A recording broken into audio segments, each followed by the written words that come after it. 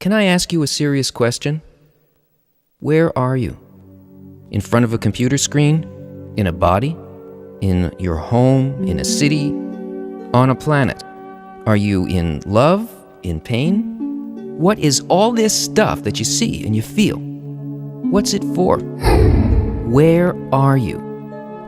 And why are you there? If you really think about it, it's pretty clear that the answer to those questions holds the answer to every other possible question. And the only thing preventing us from getting the answer is the way we perceive reality. Because if we could see it for what it really is, then we would know for sure where we came from, what we are, where we're going, and why everything happens. So what is it about the way that we perceive that stops us from knowing? What's keeping us in the dark? Okay, let's start out here. This is the whole of reality. What we think of as other dimensions, non-material potential. Everything that's hidden from us, our future. What we want to feel but can't. What we want to know but don't know yet. For some reason, we have no sense of this. So to us, it's as though it doesn't exist at all. And what is all of this? Unlimited pleasure, unbounded existence, complete perception, and connection with the force that builds and guides the material universe, where we are. This is us, a closed box with 5 little openings to what surrounds us. And even though we have these 5 senses to tell us what's real and to guide us, none of them works in a way capable of sensing anything that's out here for what it actually is. The problem is, this is where we all really live. Yet we only experience what you find in there. And what you find in there is limited perception, isolation, fleeting pleasures, and all kinds of problems that cause suffering. Why don't we experience what's out here? Instead of what's in here? When something from the total of reality comes calling, we think we know what it is. But we never get the thing itself. It never actually enters the box because the senses aren't really openings. What's outside the box hits some kind of resistance, a screen, a barrier, like an eardrum, or a retina, a taste bud, or a nerve that interprets what's outside and then gives it an identity and a meaning, according to the effect that this unknown thing might have on the box. But the interpretation that the sensor gives us is entirely limited to the way it's programmed. The program doesn't tell us what the outer objective reality actually is. It reduces it, turning it into something else according to its rules. And all of our senses run on the exact same program. So whether your eye uses an electron microscope or the Hubble Space Telescope, what you'll ultimately see will always be a subjective picture, determined and controlled by the program. So what exactly is the program? It's called egoism, self-concern. How does this affect me? What do I get out of this?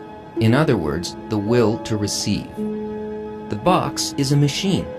The input, a formless unknown that gets processed through an inner program. And the output of the machine is our reality. But this isn't real reality. It's just the way it appears to the will to receive. Because out here, everything operates according to a different, all-encompassing program that only creates, sustains, and guides. It has absolutely no self-concern, so it has no limitations. It is unconditional altruism, the general law of the universe, the single benevolent force behind all nature and existence. It's the thing that gives you your life. This is the complete polar opposite of the box. It's like comparing the Big Bang to a black hole. It is so unlike the reason behind everything we feel, want, and do, that as long as we measure life through the 5 senses and the will to receive, we will never know our true nature, the nature of reality, or the purpose of our lives. The end. You don't really think that this is the end, do you? Because that would mean that life was designed to be cruel and senseless. And even though it sometimes feels that way, like right now, there's a point inside you that's sure that there's a way out of this narrow existence. And there is. But it all depends on how you desire. When the need to get out of the box finally becomes strong enough, a different kind of desire appears as a tiny point in your consciousness. And the only thing that it wants is to be directly connected with the program outside of the box. Once this point of desire is awakened, if you know how to develop it, it can grow to become the basis of a completely new, non-physical sense that can perceive the greater reality, and even the thought of the force behind it. How can that happen? It can happen because there's a principle of non-physical nature called equivalence of form. In the physical world, you can take two things that are very different in form and quality, and you can put them near each other in space and say they're close. But out here, there is no time, no space. And there are no separate objects like there are in the physical. Out here, there are only forces, fields of influence, varying levels of bestowal that resemble the thought behind the general law of the universe. In the non-physical, if things have different qualities, they're distant. If they have similar qualities, they're close. But if they have exactly the same quality, feeling, and purpose, then they are in fact the same thing. They're inseparable, bonded. So this opposite egoistic quality of the five senses Blocks our perception, gives us the experience of separation, isolation, and constant lack. But that embryonic point in your heart is unconsciously similar in quality and feeling to the unseen world.